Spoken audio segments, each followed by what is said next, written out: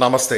ജീവിതത്തിൽ അനിശ്ചിതത്വങ്ങൾ ഉണ്ടാകുന്ന സമയത്ത് അല്ലെങ്കിൽ ദുഃഖങ്ങൾ ഉണ്ടാകുന്ന സമയത്ത് പല ആളുകളും പറയുന്നൊരു വാക്കാണ് ഇതെൻ്റെ വിധിയാണ് എന്നുള്ളത്. എൻ്റെ വിധി ഇങ്ങനെയാണ്, അതുകൊണ്ട് ഞാൻ ഇങ്ങനെ അനുഭവിച്ചു കൊണ്ടിരിക്കുന്നു എന്നുള്ളത്. പല വീഡിയോകളിലും നമ്മൾ പറഞ്ഞിട്ടുണ്ട്, നമ്മൾ ഒരു ചത്ത മത്സ്യമാണ് ഒഴുക്കിനനുസരിച്ച് നീങ്ങുന്നത് എന്നുള്ളത്. ജീവനുള്ള മത്സ്യം അതിൻ്റേതായിട്ടുള്ളൊരു വിൽ പവർ ഉപയോഗിച്ചുകൊണ്ട് അതിൻ്റെ ജീവിതത്തിനെ അത് നിർണ്ണയിക്കുകയാണ് ചെയ്യുന്നത്. എന്നാലും നമ്മൾ എത്ര ശ്രമിച്ചിട്ടുണ്ടെങ്കിലും പല കാര്യങ്ങളും നമ്മുടെ നിയന്ത്രണത്തിലല്ല എന്നുള്ളതാണ്.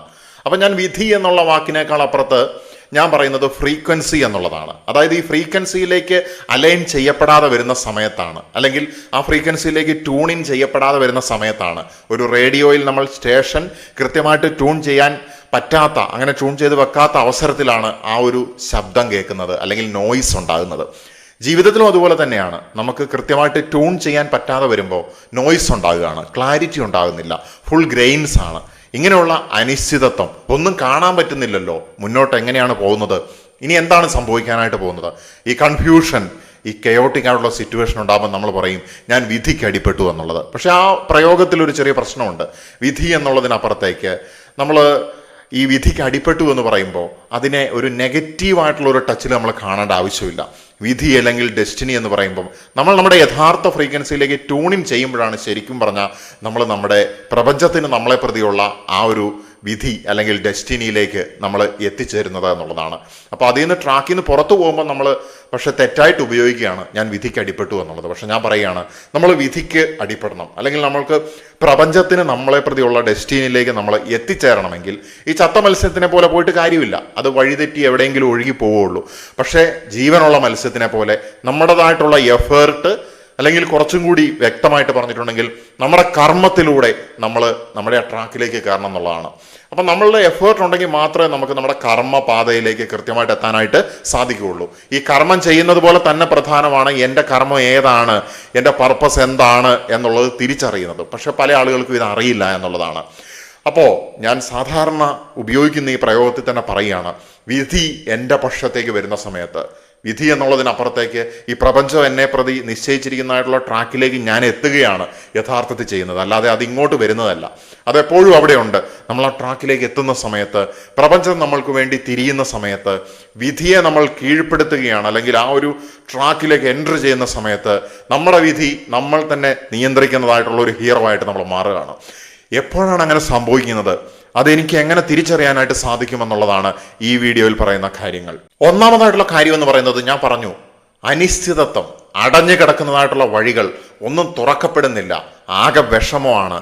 ഇങ്ങനെ ആയിരിക്കുന്ന പ്രതിസന്ധിയുടെ ഘട്ടത്തിൽ എൻ്റെ വിധി ഇതാണ് എന്ന് പഴിക്കുന്നതിന് പകരം ആ ഡോറിൽ, ഈ അനിശ്ചിതത്വങ്ങളിൽ അപ്രതീക്ഷിതമായിട്ടുള്ള ഒരു മാറ്റം വരികയാണെങ്കിൽ, അവിടെ മാറ്റം വരണമെങ്കിൽ തീർച്ചയായിട്ടും നമ്മുടെ എഫേർട്ട് ഉണ്ടാകണം എന്നുള്ളതാണ്. പക്ഷേ ആ എഫേർട്ടിൻ്റെ റിസൾട്ട് നമ്മൾ പലപ്പോഴും അധ്വാനിക്കും, അതിൻ്റെ റിസൾട്ട് ഉടനെ കണ്ടോണമെന്നില്ല. ചില എഫേർട്ടുകൾക്ക് ഇമ്മീഡിയറ്റ് റിസൾട്ട് കിട്ടും, പക്ഷേ ചിലത് ഉടനെ കണ്ടുകൊള്ളണമെന്നില്ല. അപ്പോൾ ചില എഫേർട്ടുകൾ ഞാൻ ഒരുപാട് അധ്വാനിച്ചു, ഇനി എൻ്റെ റിസൾട്ട് കിട്ടട്ടെ എന്ന് വിചാരിച്ച് കാത്തിരുന്നാൽ ചിലപ്പോൾ കിട്ടില്ല. കാരണം നമ്മൾ ആ ചെയ്തതിൽ എവിടെയോ ഒരു പിഴവുണ്ടായിരിക്കും. ചിലപ്പം നമ്മൾ 99% ചെയ്തു തീർത്തിട്ട് 1% ചിലപ്പോൾ നമ്മൾ ചെയ്തിട്ടുണ്ടായിരിക്കില്ല. പക്ഷെ എന്താണെങ്കിലും വിധി എൻ്റെ പക്ഷത്തേക്ക് വരുന്ന സമയത്ത് ഞാൻ മനസ്സിലാക്കുന്ന ഒരു കാര്യം എന്ന് പറയുന്നത്, അനിശ്ചിതത്വത്തിൽ അടഞ്ഞു കിടന്നതായിട്ടുള്ള പല വാതിലുകളും അപ്രതീക്ഷിതമായിട്ട് തുറന്നു വരികയാണ് എന്നുള്ളതാണ്. ഒരു പിടിവള്ളിയായിട്ടായിരിക്കും ചിലപ്പോൾ വരുന്നത്, അല്ലെങ്കിൽ ഒരു കച്ചിത്തുരുമ്പ് പോലെയായിരിക്കും വരുന്നത്, അല്ലെങ്കിൽ ഒരു പുതിയൊരു ഓപ്പർച്യൂണിറ്റി ആയിട്ടായിരിക്കും വരുന്നത്, ചിലപ്പോൾ ഒരു ജോലിയായിട്ടായിരിക്കും വരുന്നത്, ചിലപ്പോൾ നല്ലൊരു ബന്ധമായിട്ടായിരിക്കും വരുന്നത്, അല്ലെങ്കിൽ അതുവരെ ബ്ലോക്ക് ചെയ്തു നിന്നതായിട്ടുള്ള അവസ്ഥകൾ മാറുന്നതായിട്ടായിരിക്കും, വ്യക്തികൾ മാറുന്നതായിട്ടായിരിക്കും വരുന്നത്. എന്തു തന്നെയാണെങ്കിലും ഇതാണ് അതിൻ്റെ ഒന്നാമത്തെ ലക്ഷണം എന്ന് പറയുന്നത്. ഈ ചെറിയ തുറവുകൾ ഉണ്ടാകുന്നതിനപ്പുറത്തേക്ക് വർഷങ്ങളായിട്ട് നീണ്ടു നിന്നതായിട്ടുള്ള അനിശ്ചിതത്വങ്ങൾ, പലരുടെയും ജീവിതത്തിൽ അങ്ങനത്തെ പ്രതിസന്ധി ഘട്ടങ്ങളുണ്ട്. ചിലപ്പോൾ പ്രണയ പരാജയങ്ങളായിരിക്കാം, തെറ്റായ ബന്ധങ്ങളായിരിക്കാം, അല്ലെങ്കിൽ ജീവിതത്തിൽ ഒരു പാർട്ട്ണറെ കിട്ടാത്ത അവസ്ഥയായിരിക്കാം, അല്ലെങ്കിൽ ജീവിതത്തിൽ നല്ലൊരു ജോലി കിട്ടാത്ത അവസ്ഥയായിരിക്കാം, അല്ലെങ്കിൽ ഒരുപാട് കടം വന്നിട്ടുണ്ട്, ആ കടം അടച്ചു തീർക്കാൻ പറ്റാത്ത അവസ്ഥയായിരിക്കാം. ഇങ്ങനെയുള്ള അനിശ്ചിതത്വങ്ങൾ എങ്ങനെ ഓവർകം ചെയ്യണമെന്നുള്ള ക്ലാരിറ്റി പതിയെ പതിയെ വർദ്ധിക്കുകയാണ്. എൻ്റെ കടം എനിക്ക് എങ്ങനെ വീട്ടാനായിട്ട് സാധിക്കും, എനിക്ക് പണത്തിൻ്റെ ബ്ലോക്കേജ് ഉണ്ടായിട്ട് കിടക്കുകയായിരുന്നു, എൻ്റെ പണത്തിന് ബ്ലോക്കേജ് ഉണ്ട് എന്നുള്ളത് ഞാൻ മനസ്സിലാക്കുമ്പോൾ തന്നെ നമ്മളവിടെ ആദ്യത്തെ പടി എടുത്തു എന്നുള്ളതാണ്. നമ്മൾ അംഗീകരിച്ചു, അവിടെ പ്രശ്നം ഉണ്ടെന്നുള്ളത് നമ്മൾ തിരിച്ചറിഞ്ഞു, പിന്നെ നമ്മളെപ്പോഴും അതിൻ്റെ പരിഹാരത്തിലേക്ക് പോകുമെന്നുള്ളതാണ്. ഈ ഒരു കാര്യത്തിലും അങ്ങനെ തന്നെയാണ് എന്നുള്ളതാണ്. അതായത് വളരെ കാലം അനിശ്ചിതത്വത്തിലായിരുന്ന കാര്യങ്ങൾക്ക് പതിയെ ചലനം അല്ലെങ്കിൽ ക്ലാരിറ്റി ഉണ്ടാകുകയാണ്. അതിൻ്റെ അർത്ഥം നമ്മൾ ഡെസ്റ്റിനിയുടെ ട്രാക്കിലേക്ക് കയറി, അല്ലെങ്കിൽ വിധി നമ്മളുടെ പക്ഷത്തേക്ക് തിരിഞ്ഞു വരുന്നു എന്നുള്ളത് തന്നെ. അതുപോലെ തന്നെ ഈ പറഞ്ഞ ചെറിയ ഓപ്പർച്യൂണിറ്റീസ്, ചെറിയ മാറ്റങ്ങൾക്കപ്പുറത്തേക്ക് നമ്മുടെ ജീവിതത്തിൽ ഒരുപാട് ആളുകൾ ഇൻഫ്ലുവൻസ് ചെയ്യുന്നുണ്ട്. നമ്മളെ സംബന്ധിച്ചിടത്തോളം നമ്മളൊരു സമൂഹ ജീവിയാണ്. നമ്മളൊരു ഋഷിവര്യനായിട്ട് വനാന്തരങ്ങളിൽ തപസ് ചെയ്യുന്ന ഒരു അവസ്ഥയല്ല ഇന്നത്തെ ഈ കലിയുഗത്തിലുള്ളത്. ഈ കലിയുഗത്തിൽ നമ്മൾ കർമ്മം പൂർത്തീകരിച്ച് പോകേണ്ടത് തന്നെയുണ്ട്. അപ്പം നമ്മൾ ഈ ഭൗതിക ജീവിതത്തിൽ ഇങ്ങനെ മുന്നോട്ട് പോയിക്കൊണ്ടിരിക്കുന്ന സമയത്ത് നമ്മൾ ചിലപ്പോൾ പോരാട്ടങ്ങളിലൂടെ കടന്നു പോകുന്നുണ്ടായിരിക്കും. നമ്മൾ ചിലപ്പോൾ കഷ്ടതകളിലൂടെയും ബുദ്ധിമുട്ടുകളിലൂടെയും കടന്നു പോകുന്നുണ്ടായിരിക്കും. അപ്പോൾ എന്നെ സഹായിക്കാനായിട്ട് ആരാണുള്ളത് എന്ന് നമ്മൾ പലപ്പോഴും ചിന്തിക്കും. ചിലപ്പോൾ ആരും ഉണ്ടാവില്ല, നമ്മൾ മാത്രം ഉണ്ടാവുള്ളൂ. എന്നിരുന്നാലും പല സാഹചര്യങ്ങളിലും നമ്മുടെ ജീവിതത്തിൽ ശരിയായ ആളുകൾ നമുക്ക് കൃത്യമായിട്ട് ഹെൽപ്ഫുൾ ആകുന്ന രീതിയിൽ, അല്ലെങ്കിൽ അതുവരെ നിസ്സംഗമായിട്ട് നിന്ന വ്യക്തികൾ ചിലപ്പോൾ ഹെൽപ്ഫുൾ ആകുന്ന രീതിയിൽ മാറാനുള്ള സാധ്യത, അങ്ങനെ ആളുകൾ ശരിയായ അവസരങ്ങൾക്കൊപ്പം ആളുകളും വന്നു ചേരുമുള്ളതാണ് അടുത്തതായിട്ടുള്ള ലക്ഷണം എന്ന് പറയുന്നത്. അടുത്തതായിട്ടുള്ള കാര്യം എന്ന് പറയുന്നത് ചെറിയ തീരുമാനങ്ങൾ പോലും അനുകൂല ഫലങ്ങൾ ഉണ്ടാക്കുമെന്നുള്ളതാണ്. ചിലപ്പോൾ വലിയ പ്രതിസന്ധിയായിരിക്കും, വലിയ പ്രശ്നമായിരിക്കും മുന്നിലുള്ളത്, വലിയ മല പോലെ അല്ലെങ്കിൽ സിംഹത്തിനെ പോലെ ഭീകരമായിട്ടുള്ള അവസ്ഥകളായിരിക്കും മുന്നിലുണ്ടാകുന്നത്. പക്ഷേ അതിനെ എങ്ങനെ ടാക്കിൾ ചെയ്യണം എന്നുള്ളതിനെ പ്രതി നമ്മളിവിടെ ചെയ്യുന്ന വളരെ ചെറിയതായിട്ടുള്ള ചലനങ്ങൾ, വളരെ ചെറിയതായിട്ടുള്ള എഫേർട്ടുകൾ ബിഗ് ഇമ്പാക്റ്റ് അല്ലെങ്കിൽ ബിഗ് റിസൾട്ട് ഉണ്ടാക്കുമെന്നുള്ളതാണ്. അത് നമ്മൾ പ്രതീക്ഷിക്കാതെയും, അല്ലെങ്കിൽ ചിലപ്പോൾ സംഭവിച്ചേക്കാം അന്നൊക്കെ നമ്മൾ ആഗ്രഹിച്ചിരിക്കുന്ന ചില സാഹചര്യങ്ങളിൽ അത് വന്നു ചേരും എന്നുള്ളതാണ്. ഒരു ബട്ടർഫ്ലൈ എഫക്റ്റ് പോലെയാണ് ഇത് പ്രവർത്തിക്കുന്നത്. ഒരു ചെറിയ ചിത്രശലഭത്തിന്റെ ചിറകടി അത് മറ്റൊരു ചെറിയൊരു വായുവിനോട് ചേർന്ന് അത് വലിയൊരു കാറ്റിന് രൂപം കൊടുക്കുന്നത് പോലെയുള്ള പ്രതിഭാസം നമ്മുടെ ജീവിതത്തിലും ചെറിയ തീരുമാനങ്ങളിലൂടെയും ചെറിയ പ്രവർത്തനങ്ങളിലൂടെയും സംജാതമാകുമെന്നുള്ളതാണ് വിധിയിലേക്ക്, അല്ലെങ്കിൽ നമ്മൾ നമ്മുടെ യഥാർത്ഥ പ്രപഞ്ചത്തിന്റെ പദ്ധതിയിലേക്ക് ട്യൂണിൻ ചെയ്യുന്ന സമയത്ത്, നമ്മുടെ ജീവിതത്തിന് ക്ലാരിറ്റി ലഭിക്കുന്ന സമയത്ത്. പുതിയ ആളുകൾ വന്നു ചേരും എന്നുള്ളത് പോലെ തന്നെ, ആളുകൾ നമ്മളെ സഹായിക്കും എന്നുള്ളത് പോലെ തന്നെ, അടുത്തതായിട്ട് നമ്മുടെ ജീവിതത്തിൽ പലപ്പോഴും തടസ്സം നിൽക്കുന്നതായിട്ടുള്ള ചില വ്യക്തികളുണ്ടാവും.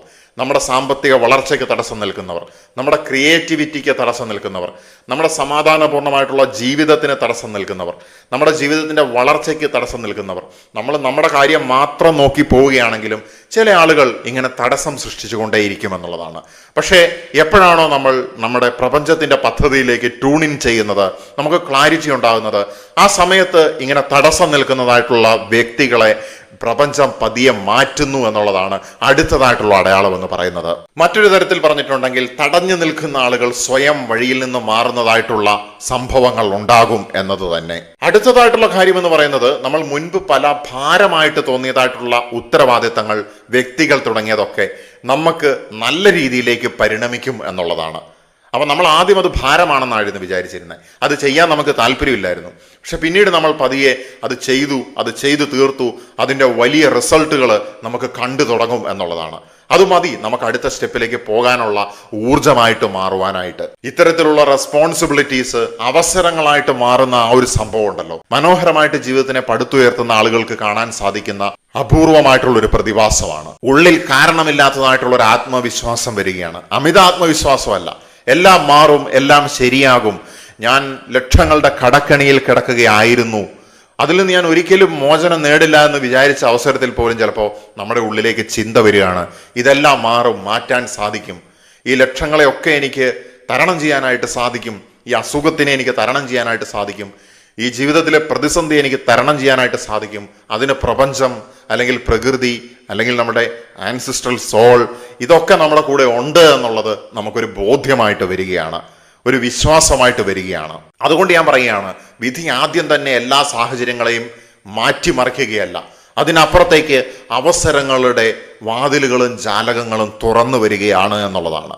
So we have to find it out. നമ്മൾ ഈ അടഞ്ഞ വാതിലിൽ തന്നെ നോക്കിയിരിക്കാതെ തുറക്കുന്നതായിട്ടുള്ള വാതിലുകൾ കാണുകയും അത് കൃത്യമായിട്ട് വിനിയോഗിക്കുകയും ചെയ്യുന്ന സമയത്ത് പ്രപഞ്ചത്തിന് നമ്മളെക്കുറിച്ചിട്ടുള്ള പദ്ധതിയിലേക്ക് നമുക്ക് എൻ്റർ ചെയ്യാൻ പറ്റുന്നു.